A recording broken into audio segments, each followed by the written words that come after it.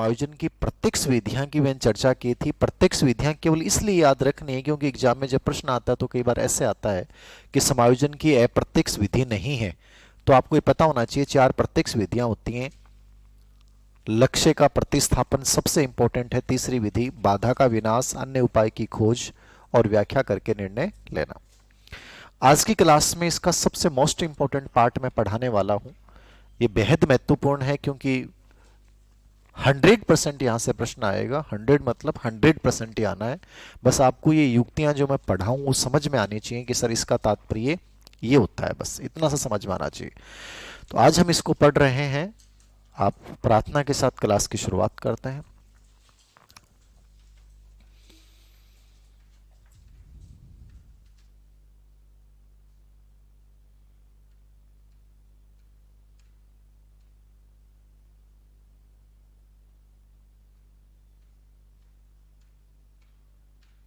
Okay, thank you. कल मैंने अप्रत्यक्ष विधियों में एक युक्ति आपको पढ़ाई थी, डिफेंस मैकेनिज्म इसको बोल देते हैं। युक्तिकरण, तार्किकीकरण, रेशनलाइजेशन, ये मैंने कल समझा दी थी आप लोगों को। लिखा है कि नहीं लिखा है मुझे नहीं याद। सिंपल सी युक्ति है, इतना सा मतलब है, आपको इतना सा समझना है कि अपनी असफलता के पीछे कोई भी तार्किक बहाना ढूंढना। देखो, बहाने प्रक्षेपण में भी आएंगे। पर्सन जब एग्जाम में आता है तो डिफरेंस यदि आप कर पाए तो सही हो जाएगा, वरना नहीं हो पाएगा। आपको बहुत सारी युक्तियां ऐसे लगेंगी, सर इसमें ये भी हो सकता है, इसमें भी हो सकता है। आपको मेन है डिफरेंस को सर्च करना कि सच में इसका मतलब ये होता है। तो तार्किकरण या युक्तिकरण का इतना सा मतलब याद रखना, जब मैं अपनी असफलता के पीछे कोई औचित्य ठहरा दूंगा, मतलब लॉजिक जहां लगाऊंगा कि मैं बीमार हो गया इसलिए पढ़ नहीं सकता बच्चा, तो वो लॉजिक है, वो सही भी है, ठीक है। मैं फेल हो गया क्योंकि प्रश्न पत्र आउट ऑफ सिलेबस आ गया, तो उसमें लॉजिक है, आउट ऑफ सिलेबस आ गया सर मैं कहां से करता, ठीक है। मैं फेल इसलिए हो गया कोचिंग वालों ने अच्छा नहीं पढ़ाया, ठीक है, तो वो भी एक है कि जो मैंने उनके ऊपर भरोसा किया उन्होंने अच्छा नहीं पढ़ाया। मैं बनना ही नहीं चाहता था, मैंने एग्जाम दिया था बट बेमन से दिया था, मेरा इंटरेस्ट ही नहीं था, मुझे टीचर बनना ही नहीं था, मुझे बिजनेस करना था, तो ये भी लॉजिक है उसमें। जहां भी लॉजिक वर्ड दिखेगा आपको ऑप्शन को आराम से पढ़ना है, उदाहरण को पढ़ोगे, ऐसा हो ही नहीं सकता कि आपके समझ में नहीं आएगा। तो मैंने बोला था अंगूर खट्टे हैं नींबू मीठे हैं, मुझे अंगूर इसलिए नहीं खाने क्योंकि खट्टे, अंगूर खट्टे होते हैं, इसमें कोई डाउट भी नहीं है। तो ये जो लोमड़ी का मत था वो एक प्रकार से औचित्य युक्त मत था कि उसने चलो प्रयास किया, लेकिन बाद में उसने कहा कि खट्टे हैं, मुझे बाद में पता चला इस बात का, वो मीठे के चक्कर में प्रयास कर रही थी। तो अंगूर खट्टे हैं, इसमें लॉजिक है। अब जब मैं प्रक्षेपण पढ़ाऊंगा, प्रोजेक्शन पढ़ाऊंगा, ग्रेड फर्स्ट के इस बार के जो पेपर हुए हैं उसमें इसमें भी प्रश्न आया है, उदाहरण आया है और प्रक्षेपण दोनों पे एग्जाम्पल आए हैं। तो इसमें जो एग्जाम्पल आया है उसमें यह है कि वो औचित्य सिद्ध करता है, और प्रक्षेपण पे एग्जाम्पल आया उसमें यह आ गया कि वो बच्चा असफल होने पर वो अपने टीचरों के प्रति आलोचनात्मक हो जाता है। क्या हो जा रहा है? टीचरों की, तो अपनी असफलता के लिए टीचरों के प्रति आलोचनात्मक हो रहा है, मतलब किसी और पे फेंक रहा है, अपनी असफलता का दोष कहीं और डाल रहा है। तो जब आप अपनी असफलता को किसी और कारक पे डाल रहे हो, फेंक रहे हो, तो प्रोजेक्शन है, उसमें लॉजिक की जरूरत नहीं, आपको तो डालना है कि इस टीचर ने मुझे तैरना नहीं सिखाया इसलिए मैं तैर नहीं पाया। भाई यूं क्यों नहीं सिखाएगा, आपने सीखा नहीं होगा। तो ऐसे जब बहाने बनाएगा, नाच न जाने आंगन टेढ़ा, उसमें लॉजिक नहीं है। भाई नाचने वाले के लिए आंगन टेढ़े की जरूरत नहीं, वो कहीं भी डांस कर सकता है। तो जहां लॉजिक वर्ड आएगा, तार्किकता जहां आएगी, वहां युक्तिकरण है, इतना सा फर्क है। प्रक्षेपण में कोई लॉजिक नहीं है, हम अपनी हर असफलता को दूसरे पे डालेंगे, वो प्रोजेक्शन, बस इतना सा डिफरेंस और कुछ नहीं है। वो मतलब सारहीन सा लगता है, ये थोड़ा सा सार युक्त लगता है, इतना सा अंतर है। तो लिखा था इसमें कुछ, लिख लें। अपनी असफलता के पीछे, अपनी असफलता के पीछे कोई भी तार्किक बहाना बनाना, अपनी असफलता के पीछे कोई भी तार्किक बहाना बनाना, अपनी असफलता के पीछे कोई भी तार्किक बहाना बनाना, अपनी असफलता के पीछे कोई भी तार्किक बहाना बनाना।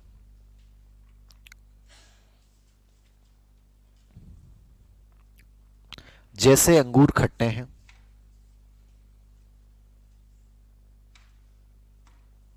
नींबू मीठे हैं, नींबू मीठे नहीं होते कभी भी, पता है क्या आपको इस बात का? अंगूर खट्टे हैं, नींबू मीठे हैं। मैं बनना ही नहीं चाहता था, मैं बनना नहीं चाहता था, मैं बीमार हो गया था, मैं बनना नहीं चाहता था, मैं बीमार हो गया था। ये सब क्या है? युक्तिकरण, रेशनलाइजेशन आप किसी पे डाल रहे हो बस।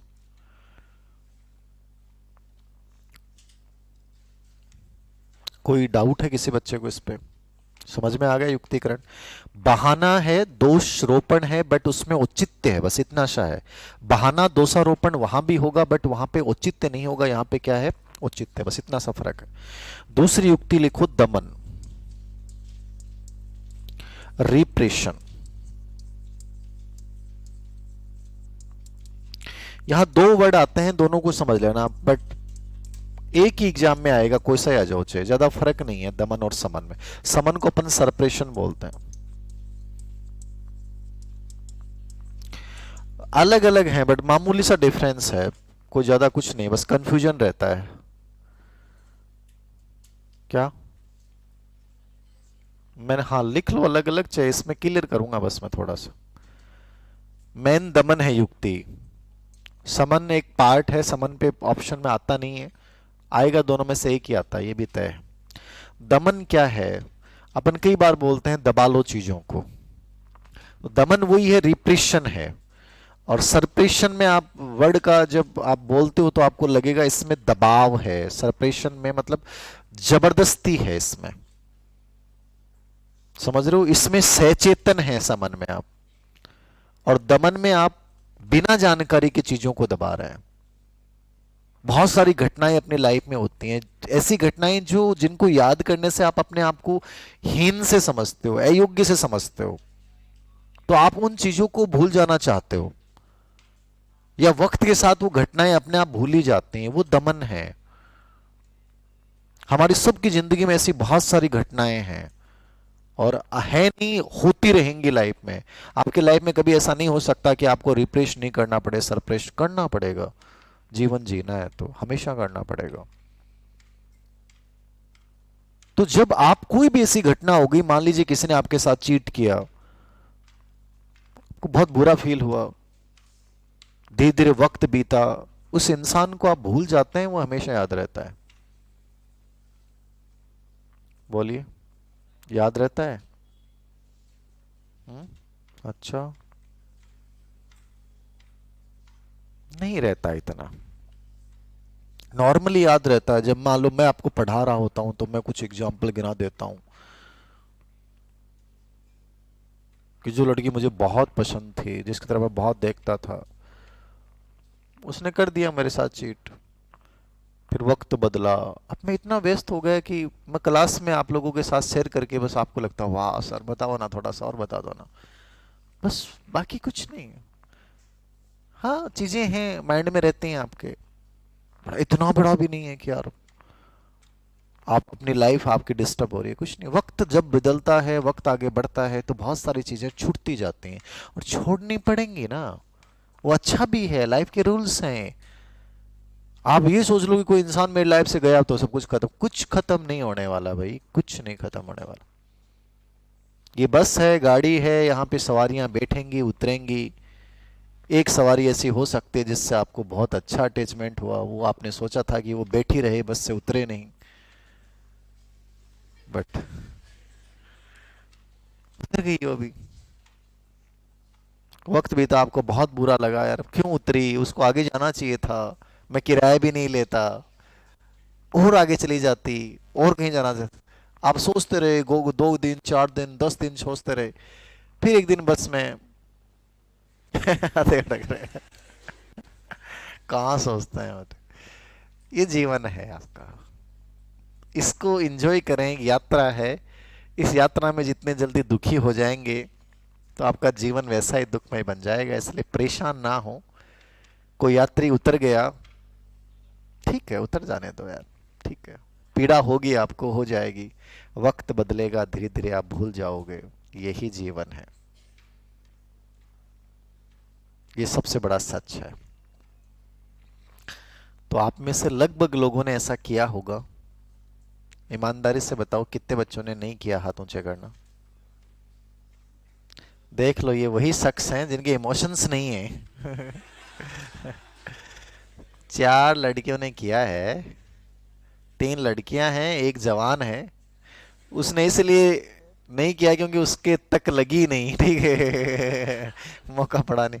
बाकी पूरी दशा, पूरी कक्षा दशा सब ग्रसित हैं। आप देखोगे, आप जो महात्मा बुद्ध कहते हैं कि संसार में दुखियों ने इतने आंसू बहाए हैं कि समुद्रों का पानी भी कम पड़ जाए। तो आप इससे अनुमान लगा लो, इतना इससे अनुमान लगा लो आप, क्लास में हर बच्चे ने कोई ना कोई चीज को रिप्रेस किया है, और करोगे आप। ये भी सच है, सबसे बड़ी बात। लिखो, दमन में लिखो आप। इस युक्ति में व्यक्ति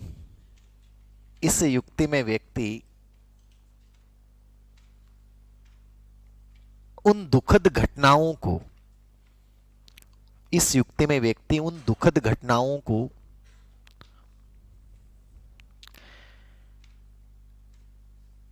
अचेतन मन में डाल देता है, अचेतन मन में डाल देता है,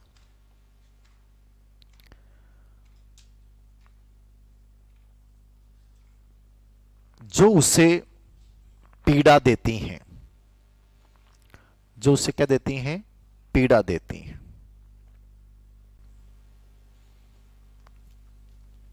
ये कौन सी युक्ति है? दमन। इसको आप इस रूप में ले सकते हैं कि अपने परिवारों में बहुत सारे हादसे हो जाते हैं और ऐसा लगता है परिवार बिखर जाएगा, हम बिखर जाएंगे।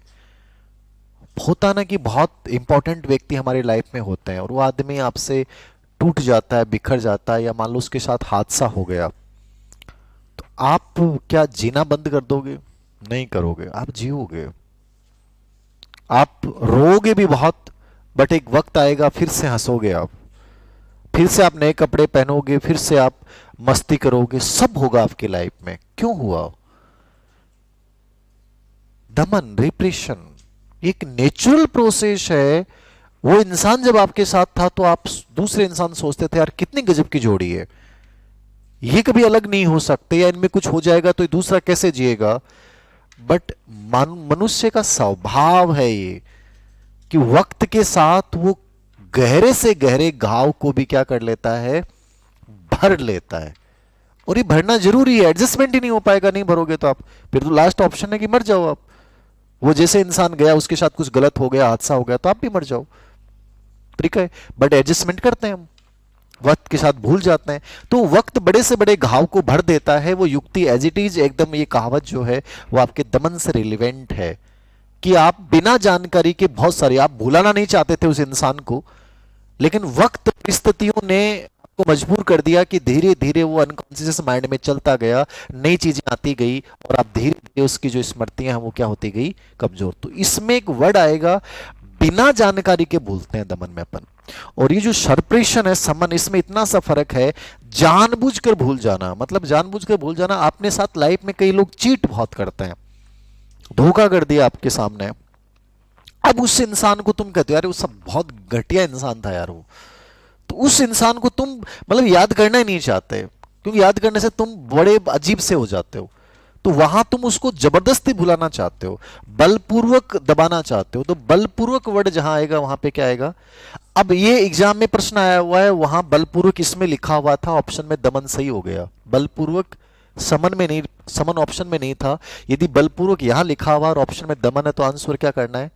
तो इससे कंफ्यूज मत होना, क्योंकि दोनों एक दूसरे की पूरक युक्तियां हैं। बाकी स्पेशली जो आता है सचेतन रूप से चीजों को भुला देना, वो होता है सरप्रेशन। बिना जानकारी के भुला देना वो क्या होता है? दमन। लेकिन परीक्षा में प्रश्न जो आता है वो किसी से भी रिलेवेंट करके पूछ लेगा, तो इससे कंफ्यूज मत होना। लिख लो, समन में लिख लो, जब हम किसी व्यक्ति या घटना को सचेतन रूप से, जब हम किसी व्यक्ति या घटना को सचेतन रूप से, जब हम किसी व्यक्ति या घटना को सचेतन रूप से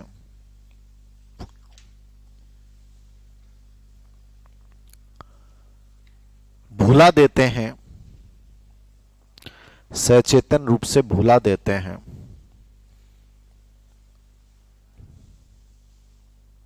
तो वह क्या कहलाता है? शमन, सरप्रेशन।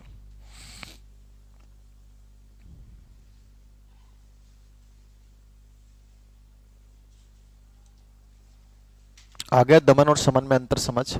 दमन में बिना जानकारी के और समन में क्या है? सचेतन है, अपने प्रयास युक्त हैं, अपने एफर्ट्स हैं उसमें कि यार मुझे उस घटना को याद ही नहीं करना, मैं उसको भूल जाना चाहता हूं, मेरा दिमाग खराब होता है उससे, बस ये शमन है। तीसरी युक्ति है आपकी दमन समन के बाद चौथी युक्ति है ना, प्रतिगमन, रिग्रेशन। प्रतिगमन, रिग्रेशन, इसको आप प्रत्यावर्तन भी कह सकते हैं, कंफ्यूज मत होना। प्रतिगमन, रिग्रेशन, प्रत्यावर्तन क्या होती है बताओ? पीछे की ओर लौटना, आप बचपन की ओर चले जाओ। कुछ चीजें ऐसी हैं, बहुत सारे एग्जाम्पल इसमें पूछे गए हैं, जैसे ग्रेड फर्स्ट में एक प्रश्न आया, एक 10 साल का बच्चा 8 महीने के बच्चे के समान घुटनों के बल चलता है, वह किस युक्ति का प्रयोग कर रहा है? प्रत्यावर्तन, प्रतिगमन है। मतलब आप बच्चे जैसा बिहेवियर करने लग जाते हैं, एडजस्टमेंट के लिए करते हैं आप। 80 साल का बूढ़ा और अंगूठा चूस रहा है, ये प्रतिगमन है। कांच की गोली खेल रहा है, प्रतिगमन है। बूढ़े आदमी के पास आप मिलने गए, दादाजी के पास को मिलने आया और बूढ़ी बार गाल गाल रो लागो रो, बार बोले रोटी नहीं दी, चाय नहीं दी टाइम पर, बच्चे जैसा बिहेवियर बच्चा करता है, ऐसे प्रतिगमन है। 92 साल की बुढ़िया मार्केट में बेबी स्कर्ट पहन के शॉपिंग के लिए निकल गई, प्रतिगमन है।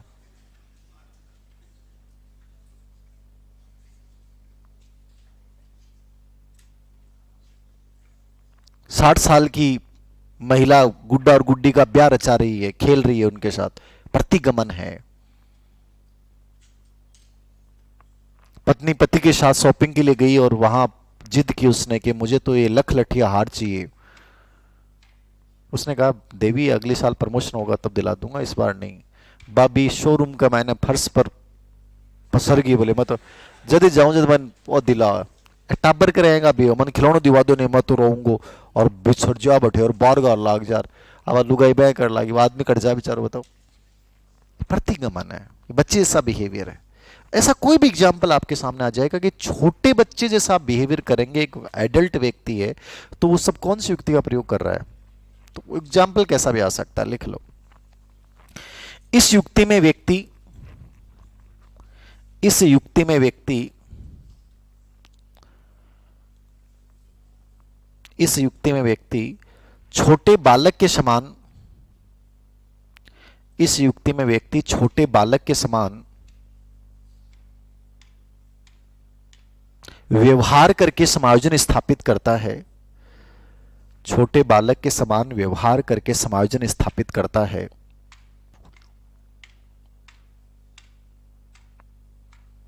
छोटे बालक के समान समायोजन व्यवहार करके समायोजन स्थापित करता है। जैसे क्या लिखोगे इसमें? कोई भी एग्जाम्पल लिख लो, बाकी ग्रेड फर्स्ट में ये आया हुआ है, अंगूठे वो घुटने वाला वो लिख सकते हो, लिख लो। 12 साल का बच्चा 10 महीने के बच्चे के समान 12 साल का बच्चा 10 महीने के बच्चे के समान घुटनों के बल चलता है। 12 साल का बच्चा 10 महीने के बच्चे के समान घुटनों के बल चलता है।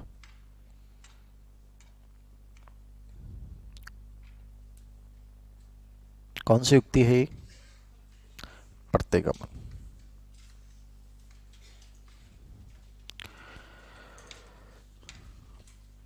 ठीक है, समझ गए ना? रोने वाला, हंसने वाला, ठीक है ना, चिल्लाने वाला, ऐसा कोई भी एग्जाम्पल आ जाएगा। खूब प्रश्न आते हैं इसके ऊपर, बस आपके समझ बनाओ कि इसका तात्पर्य क्या होता है। प्रतिगमन के बाद 4 कितनी होगी? 4 होगी क्या? 5 नंबर पे रूपांतरण युक्ति, कन्वर्जेशन। रूपांतरण, कन्वर्जेशन। ये इंपॉर्टेंट नहीं है, छोड़ सकते हैं, इस पे आज तक कोई प्रश्न नहीं आया। अमूमन प्रश्न उन्हीं पे आते हैं जिन पे आ रहे हैं, नई युक्ति पे कोई प्रश्न नहीं पूछता है। क्या होता है कन्वर्जेशन रूपांतरण? सिंपल सा एक उदाहरण दे रहा हूं, उससे समझ में आ जाएगा। जब आप में तनाव आता है लाइफ में, तो उस तनाव को दूर करने के लिए जब तुम फिजिकल सिम्टम्स दिखाते हो या फिजिकल के रूप में उसको कन्वर्ट कर लेते हो कि दिमाग खराब हो रहा है तो अपन रजाई ओढ़ के सो जाते हैं कि बुखार हो रही है, ये कन्वर्जेशन किया है तुमने। युद्ध का माहौल हो गया और एक कायर सैनिक, कमजोर सैनिक भाग के आता है और कहता है मुझे दिख नहीं दे रहा, मेरा बीपी लो हो रहा है। वो कन्वर्जेशन कर रहा है। मतलब आप कोई ना कोई जब बीमारी का बहाना बनाते हो जबकि आपके कुछ भी प्रॉब्लम नहीं है, तो आप रूपांतरण युक्ति का क्या कर रहे हो? प्रयोग कर रहे हो। लिख लो, इस युक्ति में व्यक्ति तनाव को शारीरिक लक्षण में बदल लेता है। इस युक्ति में व्यक्ति तनाव को शारीरिक लक्षण में बदल लेता है। तनाव को शारीरिक लक्षण में बदल लेता है।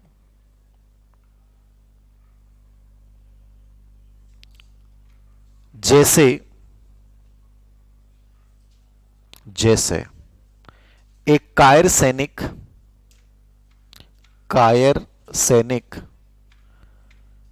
युद्ध के भय से बीमारी का बहाना बनाता है। कायर सैनिक युद्ध के भय से बीमारी का बहाना बनाता है। क्या बनाता है? बीमारी का बहाना।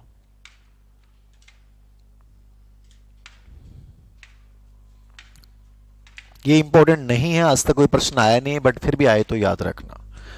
रूपांतरण के बाद में अगली युक्ति है उदात्तीकरण। ये मोस्ट इंपॉर्टेंट है, बहुत प्रश्न आए इस पे। उदात्तीकरण, इसको आप शोधन भी बोल सकते हैं, इसको आप मार्गंतीकरण भी बोल सकते हैं। सब्लिमेशन,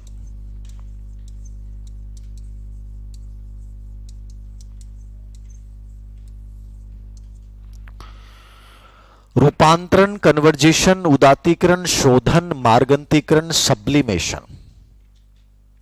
क्या है युक्ति? सबसे अधिक रचनात्मक युक्ति आपसे पूछेगा समायोजन की, तो आपको यही बतानी। एक तो ये प्रश्न आया हुआ है, सबसे क्रिएटिव युक्ति। रचनात्मक इसलिए बोला है कि इसमें पॉजिटिविटी है, बाकी सब में नेगेटिविटी है, लेकिन इसमें एकमात्र पॉजिटिविटी है। पॉजिटिविटी का मतलब यहां पे क्या लिया गया है? आप जो तरीके अपनाओगे वो बहुत बढ़िया है। एक तो वही चीज, आप अंगूर खट्टे वाली बातें करो तो बकवास बातें, क्या मतलब है यार? मनोविज्ञान तो ये कहता है कि आप अपनी असफलता और सफलता दोनों के लिए अपने आप को जिम्मेदार ठहराओ, उससे ज्यादा सफलता की संभावनाएं बढ़ती हैं। इसमें क्या है कि आप में गलत संवेग है, गलत इच्छा है। उस गलत इच्छा को, गलत संवेग को तुम सही रूप में कन्वर्ट करते हो, उस रूप में कन्वर्ट करते हो जिस रूप में और बाकी लोग जो है वो स्वीकार कर लें। ये मार्गंतीकरण है, ये उदात्तीकरण है। बहुत सारे एग्जाम्पल इससे पूछे गए हैं। एक ऐसा एग्जाम्पल अभी आया था, कौन से एग्जाम में मैंने देखा कि प्रेम में असफल व्यक्ति युद्ध क्षेत्र में जाके और अनुपम वीरता दर्शाता है। वो प्रेम में असफल हुआ, गुस्सा है बहुत ज्यादा, बट उस गुस्से को निकाल कहां रहा है? वो किसी लड़की पे तेजाब नहीं फेंक रहा है, उस लड़की का गला नहीं काट रहा है, वो आत्महत्या नहीं कर रहा है, वो युद्ध क्षेत्र में जाके वीरता दिखा रहा है। वो एक बेटर रचनात्मक तरीका हो गया। एक आजकल आप लोगों ने देखा है, शादियां चल रही हैं, कितनी % शादियां आप ये मानते हैं कि आज लव कम अरेंज के रूप में हो रही हैं? एक तो अरेंज वो होता है जिसमें लड़का लड़की एक दूसरे को जानते ही नहीं थे, पहली बार मिलते थे, वो होती है अरेंज। पहली बार ही आप देखोगे फेरा होगा जे टाइम पर थारो हाथ टच होगो तो वाइब्रेशन होगो हाथ में। अब हालांकि वाइब्रेशन हो ही को नहीं है, होता ही नहीं है ना कि भाई पहले इतनी बार मिल रहे होते हैं कि वाइब्रेशन खत्म हो जाता है, ठीक है। बाकी आप पहली बार जो शादी का वो माहौल होता था, यार मैं उस लड़के से मिलूंगा पहली बार, वो चीजें बहुत गजब की थी, पुराने वाली चीजें। अब तो चीज़ें नॉर्मल हो गई। अब वो आप उनको ऊंची ठहरा सकते हो कि सर सही भी है, क्या दिक्कत है, अगले का पता चल गया, अगले को मेरा ही पता चल गया, दोनों का बढ़िया है, एकदम सिस्टम सही हो गया, टेंशन खत्म रही। नहीं तो भी टाइम पर रात बेचारा टेंशन, शाम तक टेंशन रहती है, वह कहेंगे निकलेगी भी कौन पर, ठीक है ना, कैसी होगी, हॉट टेंशन रहती थी उसकी, लेकिन वो क्यूरियोसिटी भी रहती थी, वो उत्सुकता रहती थी उस शादी में। अब उत्सुकता का है कि पता है वही है जो फिक्स है, पहले से मिल लिए थे अपन, ठीक है, क्या ही चेंज होना है, फॉर्मेलिटी। अब शादियां फॉर्मेलिटी वाली लगती हैं, पहले शादी में जो इमोशंस थे वो इमोशंस इंक्लूड थे, पूरे के पूरे इमोशंस होते थे सबके सब, इसलिए शादी का क्रेज बहुत ज़्यादा होता था। अब क्रेज नहीं, अब दिखावाबाजी है, ड्रामाबाजी है, दिखानी है हर चीज को आपको, और कुछ नहीं। एक बच्चा एक लड़की से बहुत प्यार करता है और वो लड़की को ये कहता है कि अपन भाग के शादी कर लेते हैं, घर वाले शादी नहीं करने देंगे, ये समाज की नज़र में उचित है कि गलत है? क्या घर वाले उसको वैलिड करेंगे या नहीं करेंगे? नहीं करेंगे, वो गलत तरीका है। उसी का ही मैंने आपको बोला कि सब्लिमेशन बच्चा करता है, शोधन करता है, मार्गंतीकरण करता है, उसको कन्वर्ट करता है वो। अब कन्वर्ट मतलब रचनात्मक तरीका अपनाए। आप किसी को पसंद करते हो अलग चीज है, हो सकता है आप सही हो, आपकी लाइफ है, आपको निश्चित रूप से उसके साथ शादी करनी चाहिए जो आपको बहुत बेहद पसंद है, बस बाकायदा वो योग्य हो, अच्छा हो। अब भाग के करने वाला नेगेटिव तरीका और 100% नेगेटिव है, इसमें कोई दो राय नहीं है। आप अपनी जिंदगी उन रिश्तों को खो दोगे जिनके साथ आपने अपने 25-30 साल बिताए हैं। अब उसी को आप क्रिएटिव रूप में बदलो, तो अपने पापा के पास जाओ, मम्मी के पास जाओ, उनसे बात करो कि पापा मुझे आपसे एक बात कहनी है। कोई भी पिता हो, कोई मम्मी हो, हाँ बेटा बोल, क्या बात कहनी है? आप कहोगे पापा बात जो कहने वाला हूं मेरे जीवन से जुड़ी हुई है। पापा कह देंगे बेटा क्या दिक्कत है, जीवन से जुड़ी हो चाहे मृत्यु से जुड़ी हो, बता तो बस, तेरा बाप हूं मैं यार, तो जन्म देने वाला हूं। फिर वो बच्चा थोड़ा सा और इमोशनल हो गएगा, पापा आप समझ तो जाओगे ना। अरे बेटा मैंने आज तक क्या नहीं समझा, तेरा पैदा किया है तेरे को। पापा मैं जो बात कहने वाला हूं आप इसके गंभीरता को समझ। अरे गंभीरता गई बाढ़ में, तू बोल दे भाई। और इमोशनल अटैचमेंट, पापा आप मेरे पापा, तेरा ही हूं भाई, कहाँ कहाँ और क्या फालतू बातें कर रहा है। पापा तभी तो मैं कह रहा हूं ना कि मैं आपसे बहुत प्यार करता हूं। अच्छा। और पापा मेरे है ना, मुझे है ना, हाँ बोल आगे बोल। तो आप गुस्सा मत करो। अरे कहाँ कर रहा हूं, तू बोल तो सही, कितनी देर से पका रहा है यार फालतू। बता दूं? हाँ बता दे, वादा करो कि आप डांटोगे नहीं। इतनी बात के अंदर बाप की हालत खराब हो जाएगी यार, जोर की बात। वादा करता हूँ कुछ नहीं कहूंगा, बोल बोल। मुझे है ना, हाँ बोल आगे क्या। आ,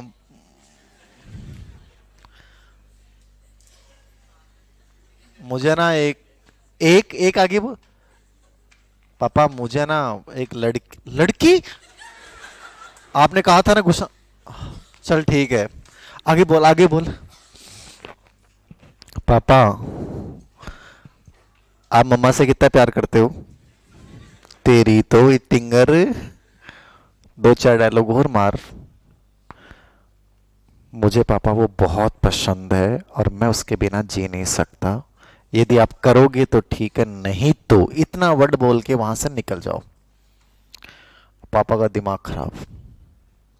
मम्मा आएगी किचन कैबिनेट के रूप में, इधर आ जा, मुझे पहले ही पता था तेरी औलाद ऐसी निकलेगी। मम्मा कहेगी नहीं मेरी नहीं, अपन दोनों की है ना ये तो, मेरी नहीं है ये तेरी है, ऐसी, ठीक है ना। लड़ाई होगा, झगड़ा होगा,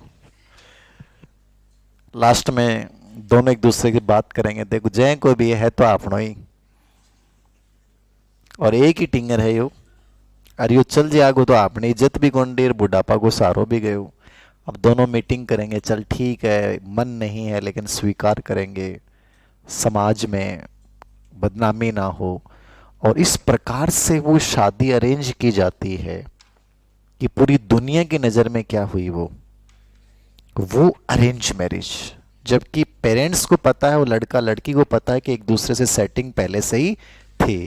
तो ये सब जो आजकल ऐसी शादियां हो रही हैं, मुझे लगता है कि 60% मैरिज ऐसी हो रही हैं जिसको अरेंज मैरिज का रूप दिया गया है, बाकी वो होती क्या है, लव मैरिज। तो ये एक बेटर तरीका है, ये गलत मैं मानता भी नहीं कि इसको गलत माना, कि रिश्ते भी बरकरार रह गए, आपकी जो सबसे बड़ी इच्छा थी वो भी पूरी हो गई, और कोई किसी को बुरा भला भी नहीं कहेगा। तो ऐसा कोई भी रचनात्मक तरीका। 2012 ग्रेड सेकंड में एक प्रश्न आया था, तुलसीदास जी का उदाहरण आया था। तुलसीदास जी की पत्नी का नाम क्या था, रत्नावली। बहुत प्रेम था उनका, अति था, प्रेम भी क्या, बहुत नेक्स्ट लेवल का प्यार था उनका, जो अमूमन होता नहीं है। यद्यपि दिखावाबाजी आज के लड़के खूब करते हैं कि करवा चौथ के दिन व्रत कर रहे हैं, नाटक कर रहे हैं, पानी का गिलास मुंह में डाल रहे हैं और वो उसके डाल रही है, सब नौटंकी चल रहा है। पहले के लोगों का कया को प्रेम सच में प्रेम होया करतो, मैं करवा चौथ नहीं करता लेकिन मैं दिल से बहुत चाया करता, वो चीज अलग थी। तो वो था तुलसीदास जी का रत्नावली के प्रति कि वो एक सेकंड उसके बिना नहीं रह सकते, वो जहां जाए वहां जाए, मतलब सांस से जुड़ी हुई थी, वो प्यार था उनका। और एक दिन की घटना हुई थी कि रत्नावली जो है वो सुबह जल्दी उठ के चल पड़ी, और वो सो रहे थे। वो सोचा कि वो सो रहे, आपने चालावा पीर चालावा, नहीं तो ली आपकी टोकरी पीछे पीछे जो लेसी। तो उसको भी इरिटेशन होता है लाइफ में, हमेशा याद रखो। कोई भी चीज बैलेंसिंग अच्छी लगती है। लड़कियों को पहले ऐसा लगता है कि मन तो ऐ को आदमी मिला जो को बहुत प्यार करे, बहुत प्यार करे, और जे नमूनो ऐ को मिल जाए कि 24 घंटा पीछे नहीं छोड़ना है, तो वो प्यार छोड़ा जाए बाको, मैं कहते हैं बाढ़ में गयो रे यार, नहीं करती तो ही चोखो सुख पाती। ठीक है, हर चीज संतुलित अच्छी लगती है। तो वो उनका प्यार वही था। और जैसे वो 4 बजे उठ के गई तो घंटे भर बाद में पीछे मुड़ के देखी तो तुलसीदास जी आपके लिया टोकरी गैल गैल, मतलब सांसें जुड़ी हुई थी। समझ रहे हो आप, एकदम कंप्लीटली जो राहत फतेह वाली जो वो गजल है ना, वो कंप्लीटली उस बात को फॉलो करते हैं वो। ठीक है ना, तेरी सांसों में क्या है आगे, रहने दो, कुछ नहीं पता तुम लोगों को, एक गजलें तो सुना करो कम से कम, रहने दो। तो अरे नहीं रहे मन आवई को नहीं, मैं सुना कटाऊ दूं। ठीक है, तो वो वहां पहुंचे तो रत्नावली की जो फ्रेंड्स थी वो उसे मिली, और फ्रेंड्स मिली तो वो मुस्कुराई, हंसी। तो उन फ्रेंड्स ने व्यंग्यात्मक टिप्पणी कर दी कि और तो भाईली ठीक है, वो क्या आइटम लिया अंडे तू सागे, जा जठे तेरे पीछे पीछे रहे। तो वो उनको बुरा लगा, तो उसने गुस्से में आके तुलसीदास जी को कहा कि आप इतना प्रेम मेरे से करते हो, इतना भगवान श्री राम से करते तो आपको मुक्ति मिल जाती। तो वो कहते हैं कि वो जो चेहरा उसकी तरफ था, और वही चेहरा किसकी तरफ हो गया, अपोजिट हो गया, और राम की तरफ। ठीक है ना, ये मार्गंतीकरण था। क्या था, मार्गंतीकरण। मतलब उस तरीके को उन लोगों ने गलत माना, और उन्होंने उस तरीके को कंप्लीटली क्या कर दिया, उस रूप में बदल दिया जिस रूप में समाज उसको आदर्श मानना शुरू कर देता है। तो ऐसा कोई भी एग्जाम्पल आपके सामने आ सकता है कि एक बहुत बदमाश व्यक्ति है, वो मन में आए उसको मारने लग जाता है, वही बदमाश व्यक्ति रिंग में जाके मुक्केबाजी करना सीख जाता है। तो वो कौन सी युक्ति का प्रयोग कर रहा है, उदात्तीकरण। लिख लो, यह सबसे रचनात्मक युक्ति है, यह सबसे रचनात्मक युक्ति है, सबसे रचनात्मक युक्ति है। इसमें इसमें व्यक्ति अपनी इसमें व्यक्ति अपनी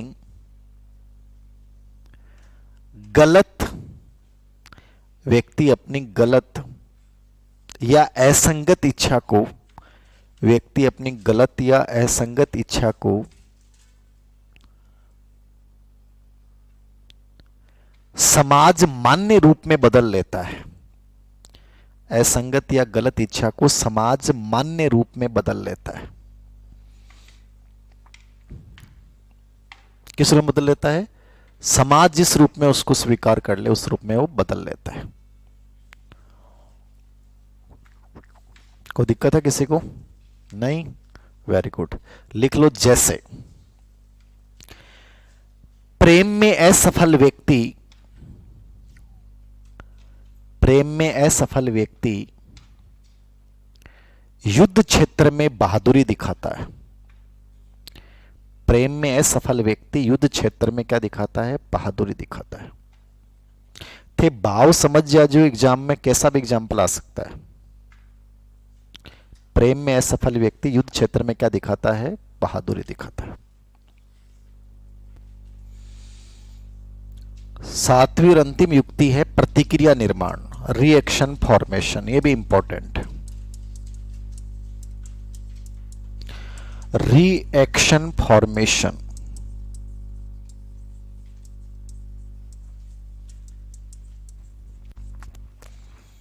रिएक्शन फॉर्मेशन क्या होती है? प्रतिक्रिया निर्माण। 6 हुई 7 हुई? शमन अलग युक्ति थी। 7 हो गए ना? Very good. प्रतिक्रिया निर्माण को मतलब है रिएक्शन फॉर्मेशन। मन में इच्छा कुछ और है और व्यवहार कुछ और है। समझ रहे हो आप? हम सब लोग ऐसा कर रहे हैं आजकल। मन में कुछ और चल रहा है और दिखावा तुम किसी और चीज का कर रहे हो। जो आदमी ये कहे कि मैं सबसे बड़ा सत्यवादी हूं, याद रखना उसके अंदर असत्य चल रहा है। जो कहे कि मैं सबसे बड़ा निश्चयवादी हूं, इसका मतलब उसके अंदर अनिश्चय चल रहा है। अपोजिट व्यवहार होता है अपना सबका। जो ये कहता है कि मैं कामी व्यक्ति नहीं हूं, वो सबसे बड़ा कामी है। आप समझ जाना, ये पर्सनैलिटी डिसऑर्डर्स होते हैं। साइकोलॉजी के जो पर्सन हैं, डॉक्टर्स हैं, साइकेट्रिस्ट हैं, वो तुरंत इस चीज को रीड करते हैं। इसी आधार पे उसका इलाज शुरू होता है। तो आप जिस चीज को कह रहे हो वही आप में प्रॉब्लम है। समझ रहे हैं आप कि मैं तो ऐसा नहीं हूं, इसका मतलब तुम हो, तुम्हारे अंदर है, तुम बस दबा रहे हो उसको। मन बनावे मुंह हिलावे, ये कई बार आया हुआ है। मुंह में राम बगल में छुरी। पॉलिटिशियन इसका सबसे अधिक बड़ा एग्जाम्पल्स हैं। और पॉलिटिशियन क्यों, आप भी हो। आप किसी के घर पे जाते हो, कितनी नाटक नौटंकबाजी करते हो आप। पहली बार दोस्त के घर पे गए, दोस्त कहेगा यार पहली बार आया है, नाश्ते में क्या लेगा? आप कहोगे मत रोटी खा के आऊं। पहलू डायलॉग, जबकि अंदर भूख है यार, गाल दे तो चेप दिया मीटर। अगलो भी नाटकबाज कहते हो पहली बार आया, रोटी तो खा के आया, मंगा तो लिया। और अगले ने क्या किया? रावत वाली प्याज की कचौरी, 2 गुलाब जामुन, रसमलाई, 4 काजू कतली, गाजर का हलवा और प्लेट लेके। अब जैसे प्लेट आई, आपको कहा यार तू खाए तो फिर भी देख ले, थोड़ी सी एक टेस्ट कर ले। टेस्ट काहे का है? थारी हालत खराब हो रही यार, क्यों मंगाया? मैंने मना किया था ना, मेरे को भूख है, मैं तो खाना बाजी रोटी 2 खा के आया था, चल तुमने इतने प्यार से मंगाया है तो। पहली काजू कतली उठाई ना, देखिए भाई एक ही लेसी, फिर दूसरी, तीसरी और पूरी प्लेट ने चट कर गो रागलो करो रा भाई। हम सबका व्यवहार है। जो आदमी नाश्ते के लिए मना कर रहा है, वो नाश्ते की सबसे बड़ी इच्छा व्यक्त कर रहा है, याद रखना। जो मना कर रहा है, इसलिए पुराने लोगों में रिएक्शन फॉर्मेशन नहीं था। पुराने वाले लोगों को पूछोगे चाय, अरे पीवांगा है चाय, तो मतलब हर चीज को लेकर वो थे, रिएक्शन फॉर्मेशन नहीं था उनमें। आज आप में सब में रिएक्शन फॉर्मेशन है। आप सब नाटक करते हो, ऊपर से अंदर तुम्हारे लड्डू कुछ और फूट रहे हैं और बाहर से तुम दिखावा कुछ और। हर इंसान का यही स्वभाव बन चुका है, रिएक्शन फॉर्मेशन। लिख लो, मन में अंतर्निहित इच्छा के बिल्कुल विपरीत व्यवहार करना। मन में अंतर्निहित इच्छा के बिल्कुल विपरीत व्यवहार करना। मन में अंतर्निहित इच्छा के बिल्कुल विपरीत व्यवहार करना।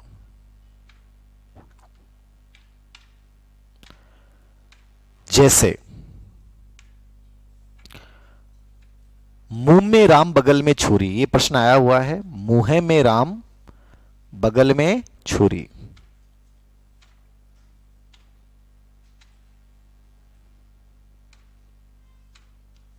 अभी वो एक साधु की फोटो वायरल हो रही है।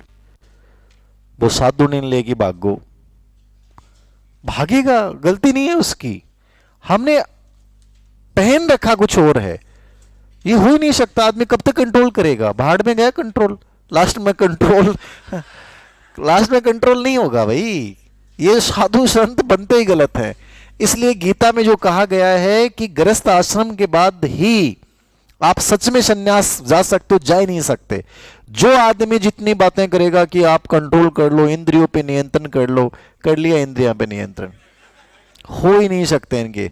और इसलिए आप देखना भारत में सबसे अधिक करप्शन इन लोगों ने फैलाया है। ऐसे जो लोगों ने ज्ञान दिया, सबने ऐसे ज्ञान दिए इन लोगों ने, और सबने फिर कारनामे किए इन लोगों ने। ये मनुष्य का स्वभाव है। आप किस किसी को दबाओगे? मनोवैज्ञानिक रूप से जब बात करोगे, साइकोलॉजिकल जब बात करोगे, सिगमंड फ्राइड को जब आप पढ़ोगे, तो आपको लगेगा यार ये चीजें गलत है ही नहीं, ये चीजें होंगी। और यदि उसने दबा दिया है तो वो कभी सन्यासी बनी, साधु बन ही नहीं सकता। हो श्री कृष्ण नहीं बने, श्री राम नहीं बने भाई, भगवान का सबसे बड़ा अवतार। उन्होंने दिखाया है कि जीवन के हर पहलू को जिएंगे। वो जो जिस समय टाइम आएगा उस समय आप सन्यास अपने आप का कन्वर्ट हो जाएगा, आपका व्यवहार बदल जाएगा, आपका मोह खत्म हो जाएगा। और तुमने यदि उस पल को नहीं जिया तो तुम्हारे मन में हमेशा मन में रहेगी कि यार पता नहीं वहां कैसा आनंद होता। उस आनंद से तो वंचित ही रह गए हम। और इसलिए ये सब लोग गलत काम करते हैं। समझ गए आप? तो इनकी गलती है नहीं, इन्होंने मनोवैज्ञानिक रूप से अपनी इच्छाओं को दबाया है। तो इच्छाएं जितनी दबाएंगी उतनी फूटेंगी। अब वो भाग्यो तो सही बिचारो, पहले अब वो जोश में आगो कि मैं साधु हूं। कोई साधु नहीं है इस देश में, मान लेना इस चीज को। तुम भी बनने की कोशिश मत कर लेना। लिख लो एक मैंने मुंह में राम बगल में छोड़ लिख लिया। एक उदाहरण लिखना, भ्रष्टाचारी नेता भ्रष्टाचार के विरुद्ध भाषण दे रहा है, खत्म कर दूंगा मैं। और 1 घंटे बाद में मीटिंग करी, मीटिंग में 10 लाख रुपया चेप दिया, पट दे। भ्रष्टाचारी नेता भ्रष्टाचार के विरुद्ध भाषण दे रहा है।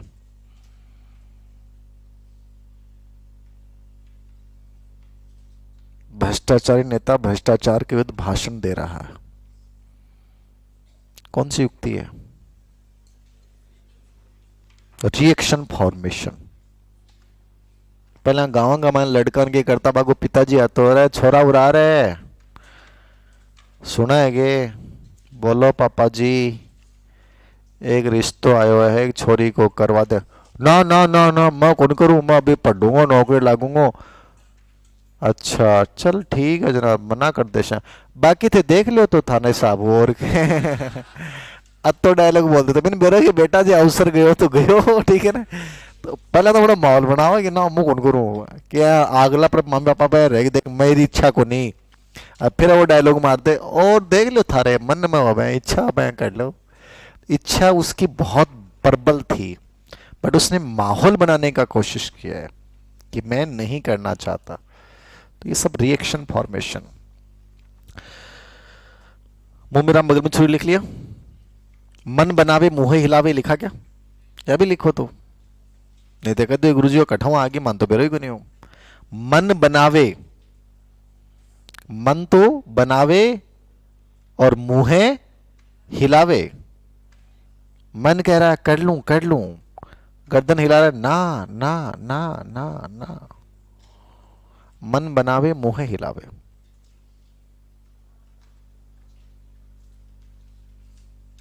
ये हर इंसान की प्रवृत्ति है। ये तो प्रधान युक्तियां हैं, सब बच्चों को याद होनी चाहिए, इंपॉर्टेंट है। अब मैं गौण युक्तियां पढ़ा रहा हूं, ये भी इंपॉर्टेंट है, बट इनमें 4 या 5 ही इंपॉर्टेंट है। गौण युक्तियां। गौण में पहली है क्षतिपूर्ति, कॉम्पेंसेशन।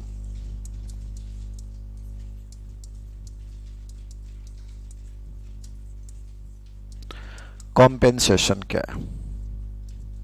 क्षतिपूर्ति। कॉम्पेंसेशन क्या है? क्षतिपूर्ति क्या है? अभी ग्रेड फर्स्ट में एक प्रश्न आया इसके ऊपर, बहुत अच्छा प्रश्न था, मैं बताऊंगा कैसा प्रश्न आया। कॉम्पेंसेशन, क्षतिपूर्ति का मतलब होता है किसी एक क्षेत्र में आपकी अयोग्यता है या कमजोर हो, तो आप उस अयोग्यता को किसी दूसरी फील्ड में बढ़ा के उसकी पूर्ति कर लोगे, इसको कॉम्पेंसेशन बोलते हैं, पूर्तिकरण बोलते हुए ना पाओ कि कोई जगह, एक जगह थे कमजोर हो तो बी की पूर्ति दूसरी जगह कोई चीज थारी योग्यता बढ़ा के कर ले शु बा क्षतिपूर्ति है। दो प्रश्न आए इससे पहले, अभी जो ग्रेड फेस्ट का उसका एग्जांपल दूंगा, उससे पहले दो प्रश्न आए इसमें। पहला प्रश्न आया है, एक छोटी हाइट की लड़की है, अब उसकी हाइट बेचारी की क्या है, छोटी है भाई, हाइट जितनी है उतनी रहेगी, आपकी बढ़ नहीं सकती, ठीक है, उतनी रहेगी। अब इस लड़की को कोई देखने के लिए आया तो ये लड़की जो है अगले के सामने ये पहन के चली गई, क्या पहन के चली गई, ये हील्स बोलते हैं क्या इनको, हाँ, तो जो भी हिल्स बोलते हैं, व्हील्स बोलते हैं, जो भी हैं, तो ये पहन के चली गई। तो अगला कौन समझ में आई कि हाइट बड़ी है कि हिल्स बड़ी है, ठीक है ना। तो उसने अपनी उस हाइट की पूर्ति किसके माध्यम से की, हिल्स के माध्यम से की। ये क्या किया उसने, कॉम्पेंसेशन किया। दूसरा प्रश्न ग्रेड सेकंड में आया, एक विकलांग बालक कक्षा में प्रथम स्थान लाकर समायोजन स्थापित करता है, वह किस युक्ति का प्रयोग कर रहा है। वो विकलांग है, वो खेल नहीं पाता, तो वो खेल की पूर्ति कहां कर रहा है, पढ़ाई में कर रहा है। अब सब दोस्त कह देंगे अरे खेल तो कौन पाओ, लेकिन पढ़ाई के मायने होशियार है, तो वो क्या कर रहा है, कॉम्पेंसेशन। अब देखना ये example as it is example आया है अभी ग्रेड फर्स्ट में 5 दिन पहले। एक बच्चा गैर अकादमिक क्षेत्रों में असफल होने पर वह अकादमिक क्षेत्र में उत्कृष्टता का प्रदर्शन करके समायोजन स्थापित करता है, वह किस युक्ति का प्रयोग कर रहा है। मतलब भाषा अगले ने एग्जामिनर नहीं बना दी कि वो गैर अकादमिक, मतलब जो अभी मैंने एग्जाम्पल दिया वो खेल में अच्छा नहीं कर पा रहा, तो गैर अकादमिक वही है, नॉन एकेडमिक, जो बाकी फील्ड है उनमें अच्छा नहीं कर पा रहे हो, तो बच्चा एकेडमिक फील्ड में पढ़ाई में बहुत अच्छा करके श्रेष्ठ प्रदर्शन कर रहा है, तो वो क्या कर रहा है, कॉम्पेंसेशन कर रहा है, क्षतिपूर्ति। ऐसा कोई भी एग्जाम्पल बना देगा, आपको अर्थ समझ में आना चाहिए कि कहना क्या चाह रही है युक्ति, बस लिख लो। अपनी किसी अयोग्यता की पूर्ति, अपनी